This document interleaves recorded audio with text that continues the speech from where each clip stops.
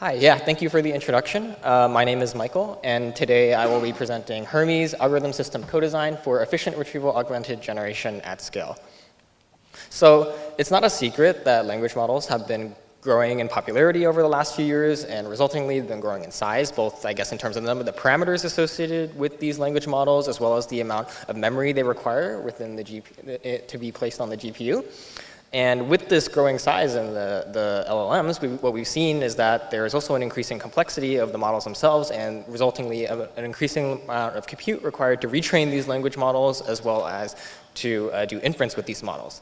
So something that has been proposed to sort of curb this amount of compute required to do retraining with these large language models is retrieval-augmented generation.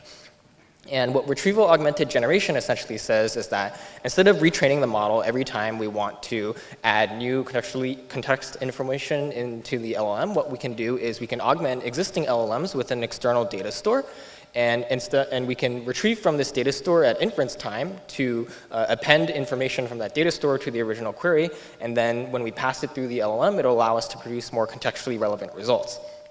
However, with the growing popularity in retrieval-augmented generation, what we're also seeing is that the size of these data stores associated with RAG are also continuing to grow in size. So there have been these data stores that have been coming out that are trillions and trillions of tokens, and as a result, the amount of overhead associated with doing retrieval with these large data stores is getting prohibitively high. So what we find with these trillion token data stores is that because there's trillions and trillions of tokens of them, it's going to take terabytes of memory to simply create these indices, and because these indices are terabytes in size, it's going to take us several seconds to actually search in these indices for the documents that we might need. And because of this high latency cost associated with doing retrieval, we're seeing also extremely low levels of throughput compared to the inference process. So the end-to-end inference process is essentially just being throttled by the retrieval process.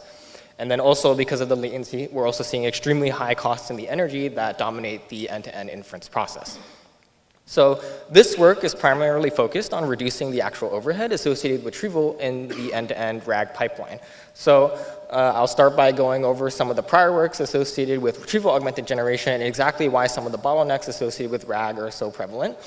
And then I'll go over our solution for reducing the overhead associated with retrieval, Hermes, which is an efficient and scalable methodology for doing retrieval, which basically shards and clusters the data store for a more scalable search and does as a hierarchical retrieval scheme to efficiently retrieve from those clusters. And then I will compare our prior Hermes against some of the prior works and how our performance gains compare against them. So I'll start by going over some of the prior work and why some of the prior methodologies, such as retrieval sharding, introduce an enormous amount of overhead, and that prior work has mainly focused on these data stores that are a little bit smaller in nature and focused mainly on performance and efficiency gains and haven't really looked at things like at-scale trillion token data stores as well as the energy implications of retrieval-augmented generation. So RAG can essentially be broken down into 4 stages, encoding searching inside the data store and then converting the embeddings from the search index into the raw text chunks and doing inference. So in the encoding stage, we're going to start by getting the query that we have and we're going to convert it into a dense embedding. And this dense embedding is going to be used as a way to index into our search index and retrieve top K relevant documents from the data store. And these indices are typically built using libraries like Vice.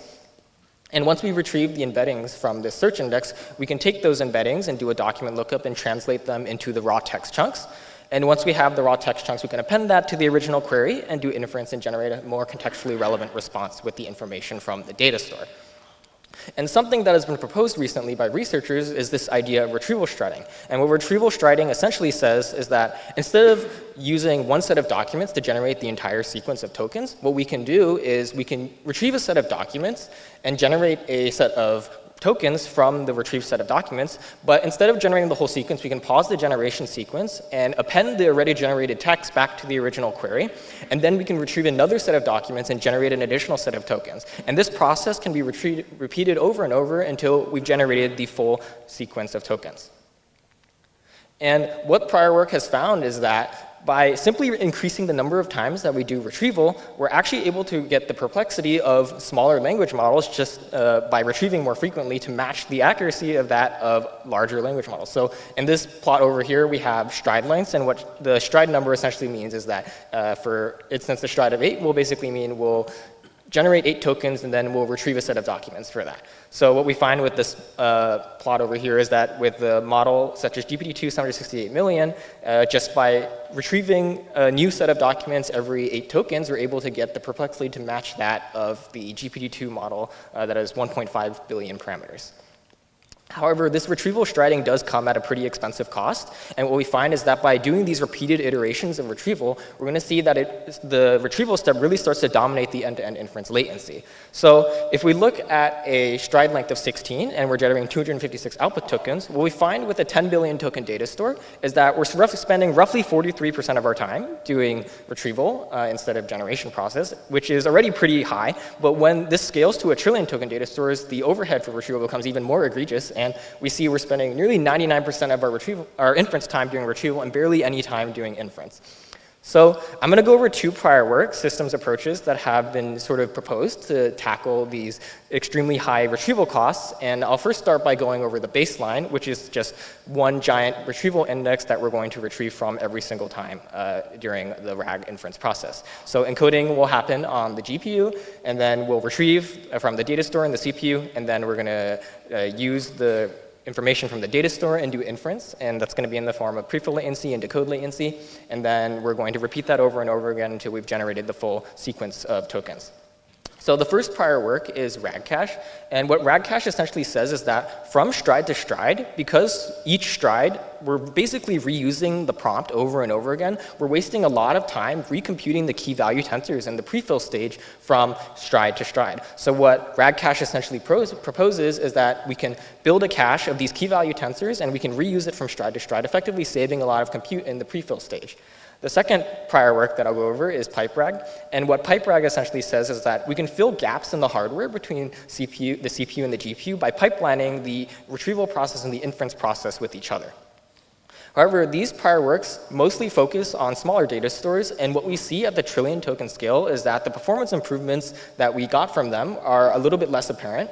And what we see with RAG cache is that the amount of time and compute that we're saving from the prefill is simply too small compared to the amount of time that we're doing retrieval. And the same can be said for pipeline. Simply due to the enormity of time that we're spending doing retrieval, there are still going to be these huge gaps in hardware underutilization in the pipeline. So our approach is Hermes, and what we're going to do with Hermes is essentially take that retrieval that's extremely long and reduce it to a point where we're able to realize the performance benefits from pipe RAG and RAG cache again and shift the critical path for RAG back from the retrieval to the inference side. So Hermes can be broken down into 4 distinct stages. The first stage is we're going to take these large trillion token data stores and we're going to cluster all of them together and build a separate search index for each one of these clusters. And then once we built these clusters, we're going to very quickly sample these clusters at runtime to identify which clusters are most likely to have the relevant information for the query that we're using.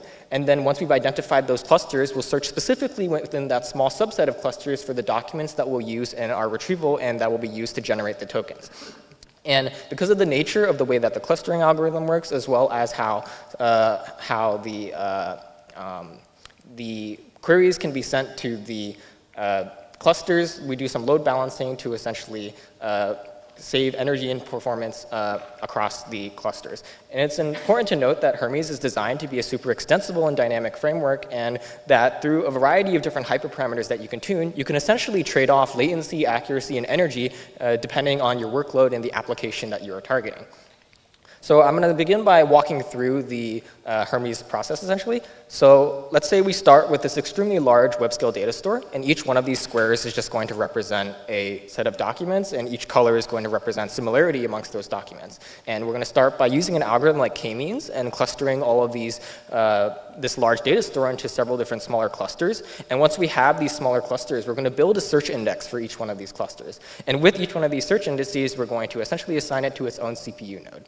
So a tunable hyperparameter here is the number of clusters that we can essentially break apart this larger data store into. And depending on the application that you have, this number can vary, and you can also choose between trading off between the latency, accuracy, and energy by varying the number of clusters you decide to break apart this giant search index into.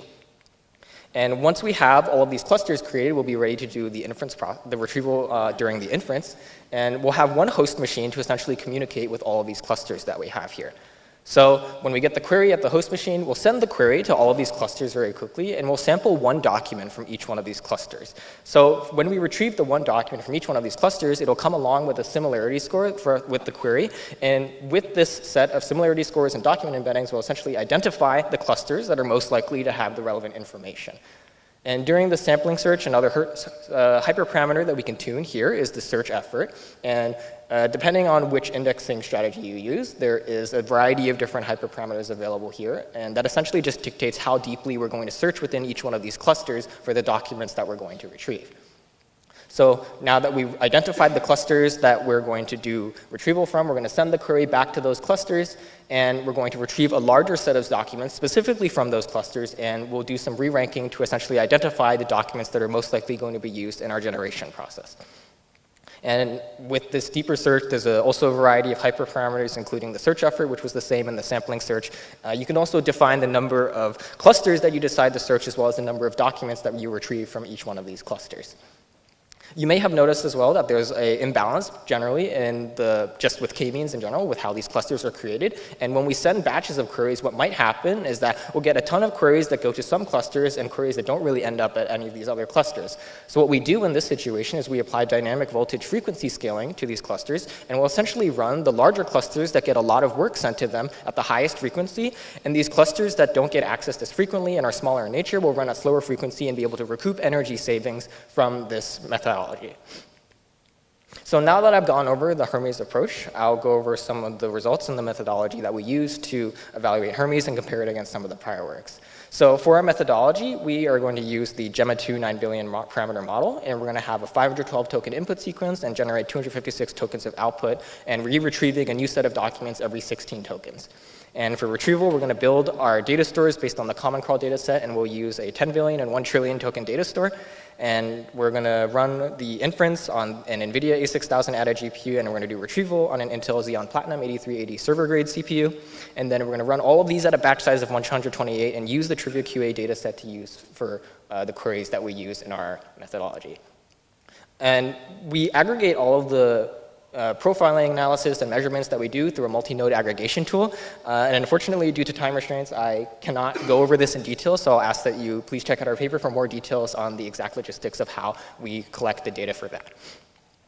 So Hermes is able to offer substantial end-to-end latency improvements, and I'm going to do this by normalizing the latency to the baseline. So the baseline in this case is just one giant monolithic retrieval index that we're going to send queries to over and over again across the strides. So what we find with prior works like RAG-Cache and PipeRag is that at the 10 billion token scale, we're able to see pretty good performance improvements of 20% for RAG-Cache by saving the key value tensors from stride to stride, and PipeRag by pipelining the CPU retrieval and the GPU-based inference. However, what we see at the trillion token scale is just because due to the enormity of time that we're spending on retrieval, we're actually not able to realize those performance gains at the trillion token data store scale. Because with Hermes, we're essentially taking the retrieval process and we're breaking it apart into several smaller problems and parallelizing, we're able to see a lot of performance improvements. And when we stack, again, the performance improvements from PipeRag and RAG-Cache on top of what we have with Hermes, we're able to realize some pretty significant performance gains over the traditional baseline for the monolithic index. So at the 10 billion token scale, with Hermes stacked with PipeRag and RAG-Cache's improvements, we're able to achieve 5.8 times performance improvements. And at the trillion token scale, we're able to see up to 9.3 times performance improvements. Hermes also offers a substantial set of end-to-end energy improvements. When we look at prior works, RAG-Cache and PipeRag, RAG-Cache saves a little bit of energy because of the amount of time spent saving on the compute during the prefill stage when we're reusing the tokens from the key value, where we're using the key value tensors from the cache. However, with PipeRag, because we're simply pipelining the CPU retrieval and the GPU inference, we're not really saving any energy cost. Because of the hierarchical searching strategy that we use with Hermes, we're able to reduce the amount of time that we're actually spending doing searching, which allows us to see these energy gains, and as well as the DVFS optimizations we do allow us to realize these energy performance gains of 2.2 times at the 10 billion token data store scale and at the 1 trillion token scale, 2.1 times performance improvements. And I want to emphasize that Hermes is really a methodology, and it is supposed to be extremely extensible and can be applied to a variety of different workloads. So what we find is that when we apply the Hermes approach to different batch sizes, different data store sizes, and different stride lengths, we're able to realize still a very diverse set of performance improvements. Additionally, by tuning the hyperparameters that we have, like the aggressiveness with which we do DVFS, we're able to realize even additional further energy performance gains. We find that across a diverse set of different hardware platforms, we're also able to realize performance and throughput gains, that depending on the context length that we're sending queries to our Hermes retrieval, we can vary the parameters to achieve similar levels of performance, and that by also changing parameters like the number of cluster search, we can still see throughput and energy gains. Hermes also has performance improvements at the time for the time of the first token, and across a variety of different models, we also realize significant performance improvements. So to recap, Hermes is an algorithm system co-design approach for efficient retrieval-augmented generation at scale. And what we were trying to tackle with Hermes is that we wanted to reduce the overhead associated with retrieval in these RAG pipelines for these trillion token at-scale data stores. And the way that we do that is with Hermes. And Hermes is a four-step approach where we essentially take these very large trillion token data stores and we cluster them into a set of smaller search indices. And then we sample those search indices for the most likely ones that have the relevant information. And then we do a deeper set of retrieval within that set of search indices. And then we do some DVFS to handle some of the load balancing issues with Hermes. And what we find is that we get significant latency and energy improvements with the Hermes approach that stack well with prior research. And I would like to also point you to our full paper that has more details on the exact implementations of Hermes, the additional case studies on the extensibility and flexibility of our methodology, and the design space exploration on some of those parameters that I went over earlier, and a more detailed comparison against some prior works. And I would also like to point you to our artifact, which is available on GitHub at this QR code here. And please feel free to reach out to me if you have any questions. I'll be at the poster session as well, and I'd be happy to take any questions.